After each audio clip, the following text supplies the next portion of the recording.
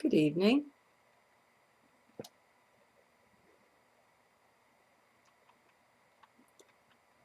I've been going through some more stuff. I'm guessing we all have. And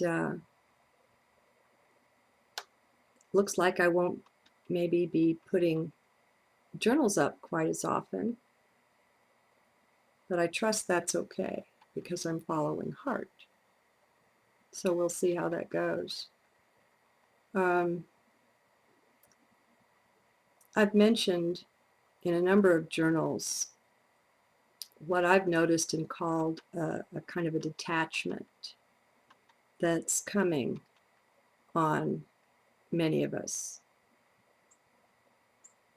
or that many of us are noticing. Maybe it's coming on all of us. I don't know. Now, well, not to go off into the wild blue yonder with it. But anyway, there's a continuing action of that detachment that I'm finding. I'm finding it much easier now to carve out space for myself and to put myself first. The world is backwards and upside down. So if you're trying to turn over a new leaf and fly straight, don't be surprised if, from the world's perspective, you look backwards and upside down. Putting yourself first, many will say, is selfish. Well, there's a little s self and there's a big S self. Now, I don't know why it should be jerky. I'm not converting anything. I'm really not doing anything else. So I'll just go on and we'll see. I've been through a really difficult time. Now, it may surprise some of you, those who haven't been with my journals for a long while, that I didn't know it was Easter the other day. It was, I guess, well after dark before I realized, but when you don't listen to radio or TV or subscribe to something that would inform you, I don't have calendars and clocks and those kinds of things. So I didn't notice it until someone told me late in the day that it was Easter. And I find it kind of interesting that that should be a day of culmination and release. The days before it had been very, very challenging. I think all of you who've been with me a little while know how very much I enjoy listening to people tell their stories of near-death experiences, NDEs, and of being in the light. And not just what they learned, but what that felt like. And I find that being in heart, it's very easy to tune into them. And so I get the sense of what it felt like. You know, I'm not just relying on the words. And I've looked on that as a kind of nurturing for the soul for a long time. And I haven't questioned it. It's just, you know, a follow your bliss thing. Something you enjoy, you do it.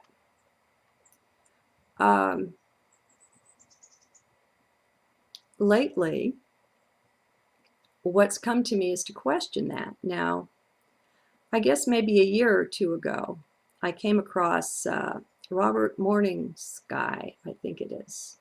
Morning Sky, I think so. Native American Indian dancer who tells the legend of the Star People from his native background, and how there's a teaching not to go into the light, that to go into the light is just to continue to be captured, just as we are here on this prison planet. And when I first heard it, I didn't have anything in me that would agree with it. But, you know, you just put things into heart, and so I did. And it stayed there for a very long time without anything else coming up in my life that would reference it or bring it up or give me any more info on it. Now, I don't actually remember what set this off, but I did start doing an internet search on it. Don't go into the light, just to see what it would bring up. There's not a lot. There's not a lot, but there are people that believe this. One of them referenced morning sky. I don't know if he's the source for all of it. That would kind of surprise me.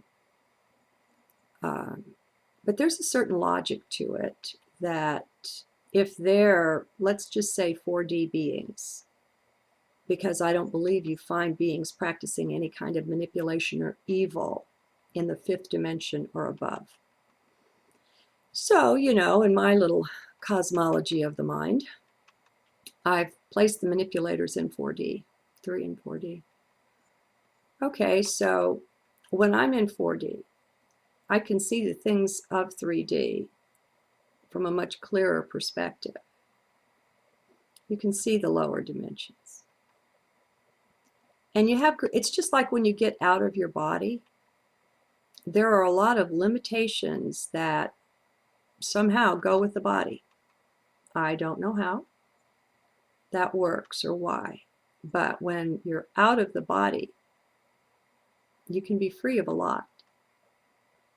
Now, you can be out of the body and visit the lower astral planes, you know, the lower 4th dimension, and have a pretty miserable time. But there's just a greater understanding that's available to you there. When something comes to you and you're out of the body, there's like an instant tapping into knowledge that can take place. I'm not saying it always does. I don't know. I'm not someone who practices or tries to have OBEs and that kind of thing. Out-of-body experiences, astral travel. So anyway,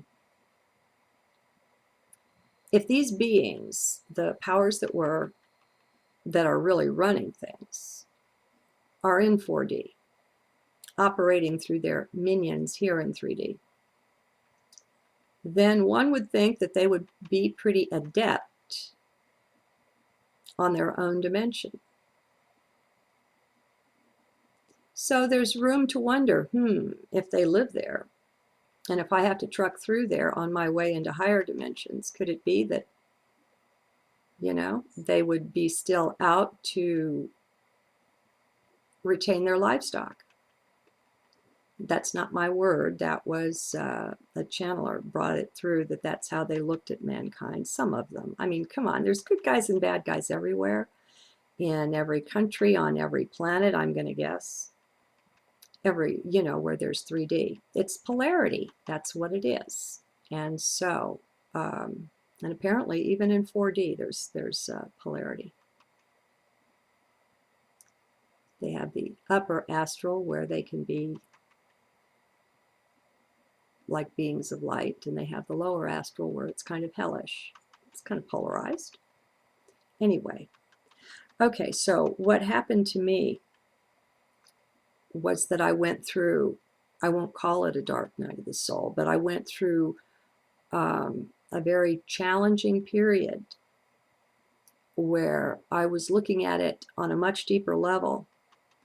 And what I was looking at was myself, and I was realizing how dependent I was on it, how much I relied on it.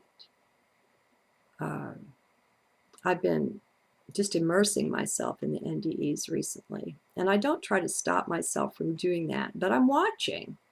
While I'm doing that, I'm also watching myself and just saying, that's interesting. And so I was looking at that reliance. And what happened for me was that I realized that's not okay. Now, I don't know whether, I don't have any actual solution to the question, you know, if you're going into the light, does that mean you're getting trapped in some net? I don't have an answer to that. I totally trust my heart when and if such a time would come to guide me. And at this point, that's the best I've got, you know, is that I rely on heart, and I'll be fine. One way or another, I'll be fine. We are eternal beings. Even if we do wind up in some trap or another, that's nothing. We are eternal. And what can be trapped isn't who and what we really are.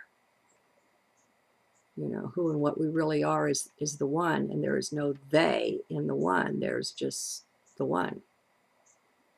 So we're always looking at both sides of the coin when we're looking at the creation, at anything in the creation.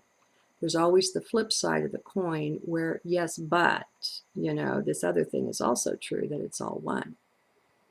And, you know, there's a surprising amount of comfort that flows from that, from knowing that and being aware of it. It's like that's who and what you really are. That's where you're anchored, you know. Get your feet firmly planted in that. And then you can have whatever adventures you desire. And the fear factor just isn't there. You know, life's a lot more fun without fear. So anyway, I found myself in a very tense, even nervous, emotional state on Easter, and I had all kinds of energy running through me, and I finally put crystals. I take crystals and I put, it's the lights probably won't let me show it very well, but as a for instance, do you see the, oh yeah, you can see the magnet there. And so, you know, just a bit of packing tape and a magnet with your crystal, and you have something that you know, reminds me of electromagnetic. You have the electricity that is the property of the crystal and the magnet, of course. And so I put them on all of my chakras and did what I could to tune in. I just love the crystals. I don't ask that they do anything. I don't try to make them. I just love them. And so it's like I'm embracing them and they're embracing me. And it all came to a head somehow. And I let go. And I just surrendered. And I realized, okay, I have to accept the possibility that maybe it's not so safe, this crossing over, as I have thought it was. I honestly don't know, but it's nice to be fearless over that. It's nice to not be worried about it. What I'm getting ahead of myself though, because what happened was when I let it go and I acknowledged and I said, okay, I let this reliance go. That's holding on to my beliefs too tightly. And I let the possibility exist. And I accepted the possibility that maybe the tunnel in the light isn't always the best thing. And all of a sudden, I felt like a tumbleweed. I felt unattached. I felt kind of lost, like I was being blown around or something. I mean, I felt not quite weightless, but it was interesting. And as I look at it now, I see it as another level of detaching, of letting go. And so what I'm wanting to share now is the difficulty of those days that went before. I'm going to say even for me, for someone who's, you know, cozy with being in heart, used to that. And what it was, we'll say life. I mean, I could say higher self or source or whatever, but how about life with a capital L? It's built on love. Life was trying to show me something where I was out of balance. And I was so attached to it that I was having difficulty simply because of the attachment. Had I not been attached, had I been holding the belief lightly, it would have been easy. I could have just stepped back and seen it more easily. And what came to me is, gee, I wonder how well any of us are at reading what life is lovingly trying to show us in our life, about our life. And it could be about anything, literally anything or anyone or situation or belief. And so I just thought I would share that. I think it's a really good idea to hold our beliefs lightly, but we don't always. I mean, we can have that intention. That doesn't automatically make it so. We have to ratify that intention with each thing that comes up. Whatever new beliefs we choose require ratification. It's like free will has to agree to this or that. I do find that things will come up simply to be let go of. And I think when people are I'm going to say lost in the mind, when they're in left brain. Now, right brain people are fine because the right brain, I don't know if it's synonymous with the heart, but maybe so. But people that are in the mind, in left brain, aren't able to read the signals and have a tendency to polarize and judge, to be against this or that, to think it's negative or bad or difficult or whatever. I even try to be careful when I say something is difficult, because words structure consciousness. Words alter energy. Words are a manipulation of energy, and we are energy beings. And it pays to be very aware of and very cautious with our use of words, because we hex ourselves all the time. Our spelling is used to cast spells, huh? Our cursive to cast curses. Interesting. I was thinking, you know how you could say you are a part of the body of God, or I am a part of you, or this is a part of that, and how we're really all one.